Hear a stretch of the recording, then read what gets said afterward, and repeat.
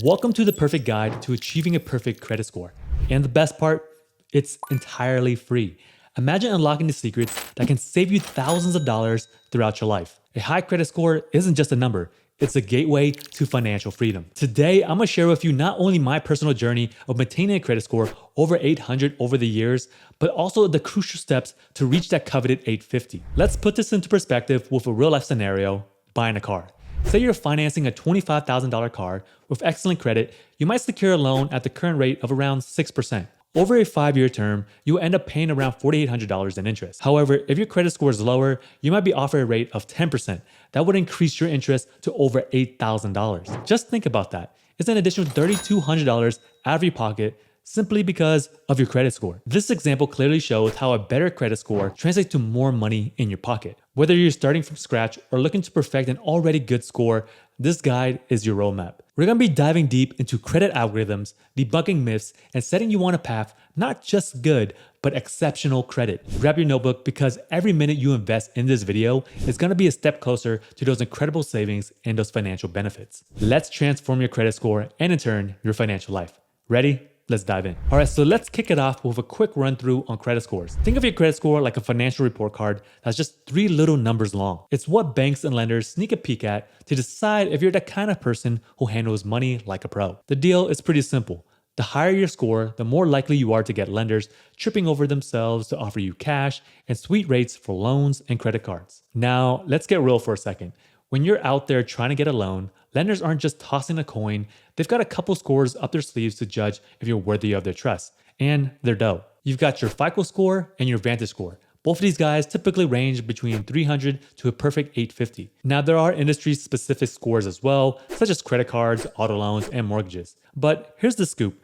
Your FICO score is the golden ticket. We're talking about the score that about 90% of lenders are going to look at. So when I say your credit score, just picture that I'm talking about your FICO score. You gotta keep an eye on that one because that's what's going to make or break you when it comes to borrowing money. So who is the wizard behind the curtain when it comes to your credit score? Now, there are hundreds of credit bureaus out there, but the only 3 that are worth looking at, think of them as your guardians of your financial galaxy. Their names, Equifax, Experian, and TransUnion. These 3 big collect your nitty-gritty details of your financial escapades. Imagine them like gossiping friends keeping tabs on your every move that you make with your money.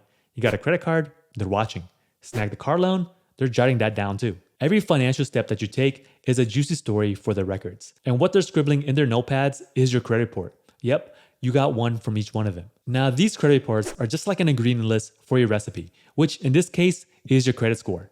Remember, we're talking about your FICO score here. That's the star of the show. It's this score that tells your financial partners, aka your lenders, if you're the kind of person that they want to do the credit dance with. And just like your favorite playlist on repeat, it all loops back. That's why sticking with me through this video is key, because I'm gonna lay down the golden rules to building and keeping that credit score shiny and high. So let's dive into the secret sauce of your credit score. Think of your score as a pie that's all about how you handle your cash. Up first is the biggest slice of this pie, weighing in a hefty 35% is your payment history. This is the most important factor to focus on.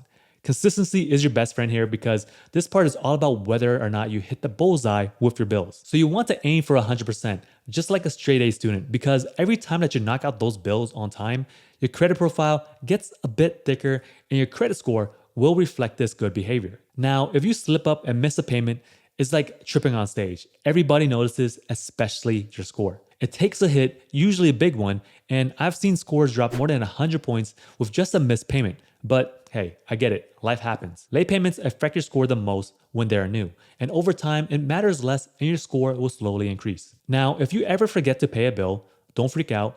Late payments are reported when they're more than 30 days late from the due date. For example, if your due date is on November 30th and the lender doesn't receive your payment until after December 30th, this is when a derogatory or negative mark happens. Now, if you're late after November 30th, but before December 30th, you would most likely have to pay a late fee or a penalty, but this would not be reported. The thing is that your credit history isn't scarred for life. Think of it like a bad haircut. It grows back. But in this case, after 7 years, that late payment fades away and your score should go back to normal. Now let's talk about the next important factor that affects your credit score, the amounts owed portion, which plays 30%. This is your debt. Now, depending on the type of debt, it holds a different weight. Most people talk about credit utilization, but that's only one part of the equation. So let's go over that part first. It sounds kind of fancy, but trust me, it's not all that complicated. Basically, credit utilization is just a portion of your available credit limit that you are actually using. Let's just say that you have a combined credit limit of $10,000 across all of your credit cards. That $10,000 represents 100%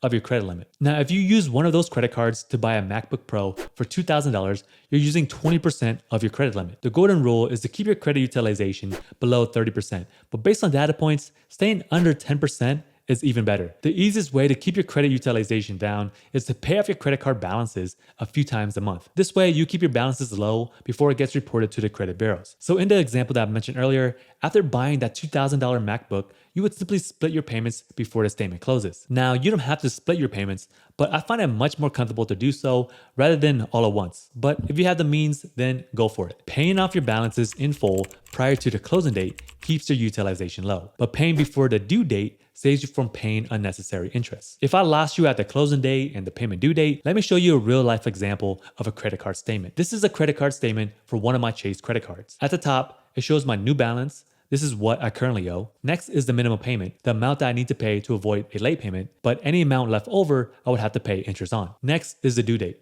This is where I would have to pay at least my minimum payment or more. If we go down a bit more, it gets more specific. This just shows my balance before and what I paid. Next shows my purchases. This number should be the same as my new balance. Next shows my balances. This number is the same as my new balance. But if you had a balance left over from last month, we'll just add the two together. Down a bit further is super important. This is your open and close date. During this window is when I made my purchases.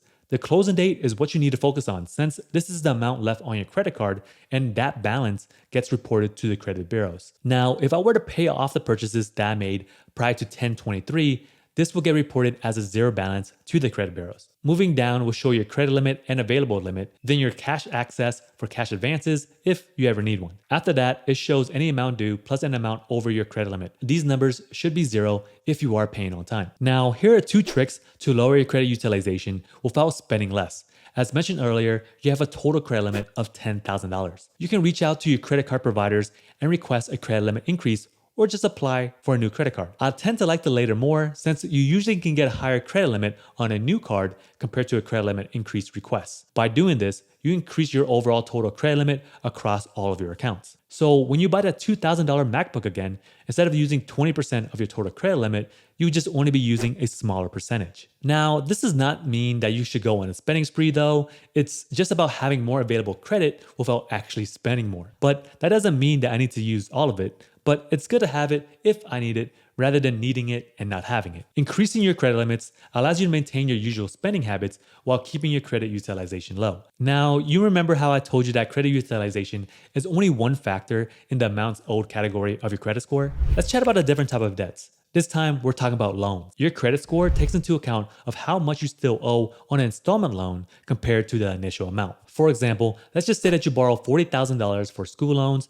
and have paid back $4,000. You still owe more than 9% of the original loan with interest. Paying off installment loans is a good sign that you can handle and repay debt. When the owed amount becomes smaller than the original balance, it has a positive impact on your score, and it should go up. But here's the thing that doesn't quite make sense. When this type of loan drops off your credit report, your score tends to take a dip. However, it should bounce back after a few months. Now, here's a neat trick if you can swing it. Pay off as much of the loan as you can, leaving only a small balance left over. By doing this, you have a super low installment loan utilization. For instance, let's just say that you have a $20,000 car loan and decide to pay off $16,000 upfront. You might not have to make another payment for 4 years, or your monthly payments becomes teeny tiny. But remember to keep the loan open until it naturally closes out. This way, you get the best of both worlds. A low loan utilization and an automatic building of your payment history.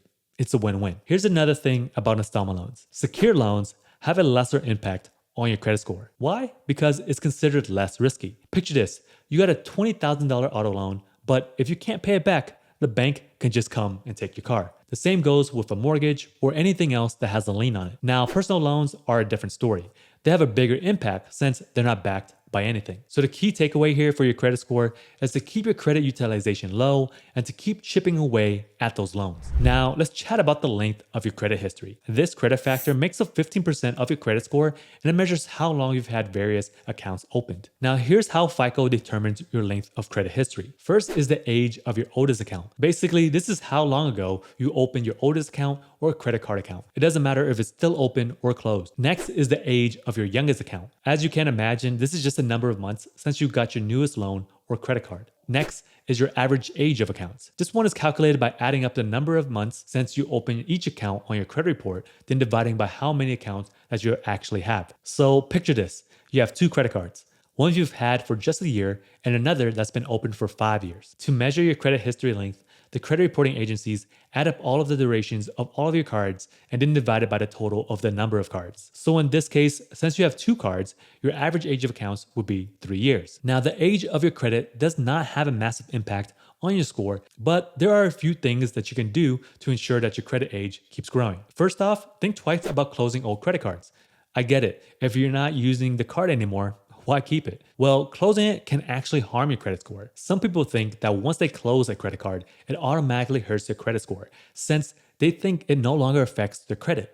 This is a lie. Closed accounts, even the ones that are in good standing, stay on your report for 10 years. Once the account is finally removed from your credit records and stop affecting your scores, guess what? You already have another decade of credit history added to your achievements. But hey, let's not overlook the fact that you're losing your oldest account might still have somewhat a negative impact on the length of your credit history. However, what's even more crucial is how closing an account can mess with your credit utilization. Imagine that you immediately lose the credit limit associated with that account. So if you're carrying balances on other accounts, shutting down a credit card could send your utilization ratio soaring. Now let's keep it moving with the next factor in your credit score, which is your credit mix. So your credit mix contributes 10% of your overall credit score. What this means is the variety of credit types that you have on your record.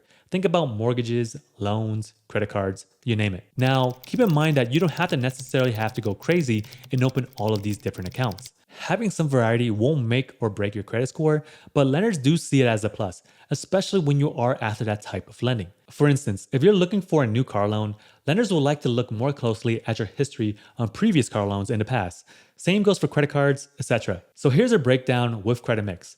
There are 3 types of credit accounts that show up on your credit report. First, there's revolving credit. Revolving accounts are awesome because they give you credit flexibility. You can choose how much to pay each month.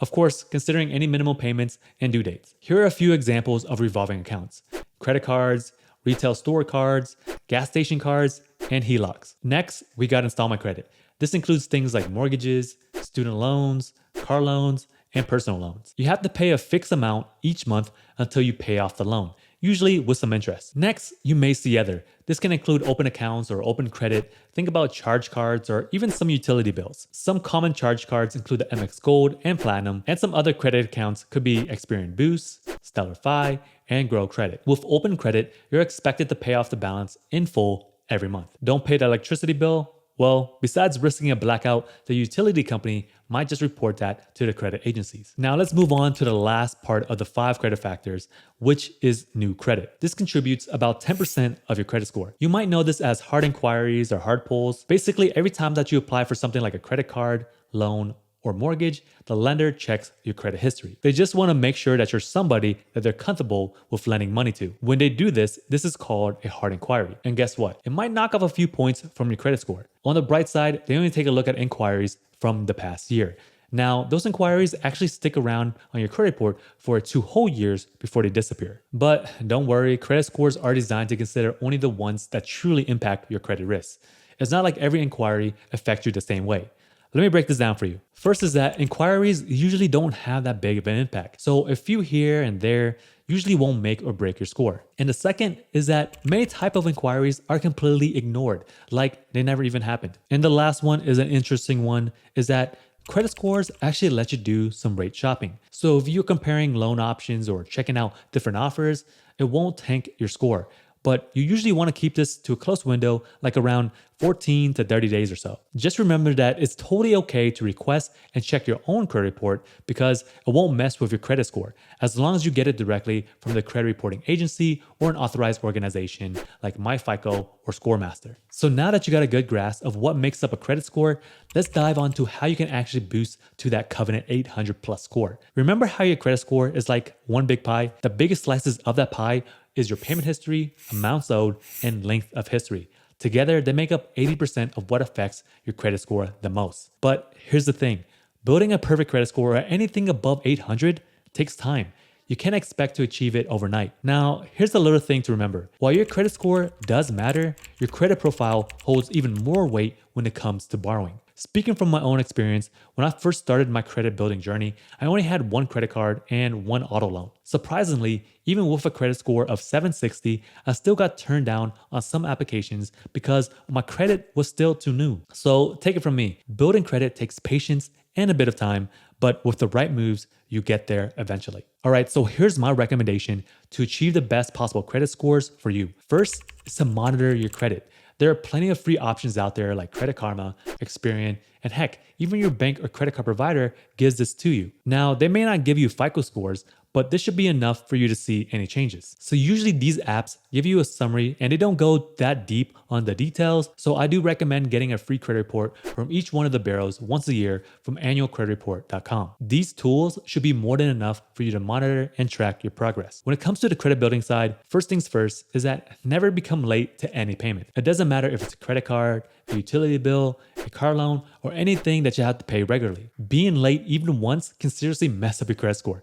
And trust me, I've seen thousands of reports to back this up. Next is to keep those credit card balances as low as possible. If you can manage to keep it under 10%, that's awesome. And remember, try to pay off as much as you can before the statement closing date. Check out my previous example if you need a reminder of where to find it. Another tip is to hang on to your accounts as long as you can. This helps you build credit history, and unfortunately, time is the only cure for that. I know that it's tempting to apply for new credit cards, but if you do, try to keep them open so you can have a solid payment history and a lengthy credit history. You start to see that magical 800 score mark when you have cards that are about 6 years or older. And lastly, this is crucial, is that never co-sign for anyone. I learned this the hard way, and I'm not making that mistake ever again. No matter how trustworthy the person seems, if anything goes wrong, you'll be the one fixing it. And that's not cool. If you focus on these tips, there's no reason that you shouldn't break that 800 mark. Now, let's briefly talk about rebuilding. So here's the thing. We all make mistakes, right? Let's just say that you're trying to improve your credit score to reach that magical 700 plus or even 800 plus range. Well, I got some tips for you on how you can resurrect that credit score. Now, the route you choose can have a big impact. What you can do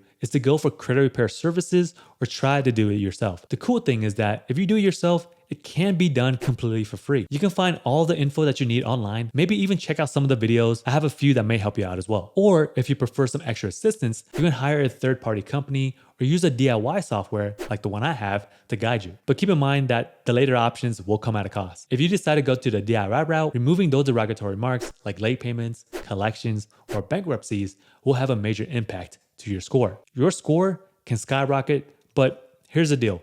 If the credit repair process doesn't work out, you might have to wait around 7 to 10 years for those items to fall off your credit report. Most things disappear after 7 years, but bankruptcies can hang around for up to 10. And let me tell you, during that waiting period, you still want to do everything that you can to boost your score, like pay your bills on time, keep your credit utilization low, and keep those accounts open for as long as possible. These little things can help you aim for that high credit score that you're hoping for. As long as you stick to the good practices we discussed today for your credit score, it's just a matter of time before you reach those impressive 800 plus levels. Just a friendly reminder, anything above 740 is usually considered tier 1 credit by most lenders. But also keep in mind that your credit score is just one piece of the puzzle. Lenders take into account other factors like your credit history, debt to income ratio, and more when deciding to lend you money. And by the way, if you are interested in credit repair, I do have a handy DIY software that can guide you through the process. You can find the link in the description. And if you want to hang out with me some more and learn more about how to build your credit, check out these videos over here.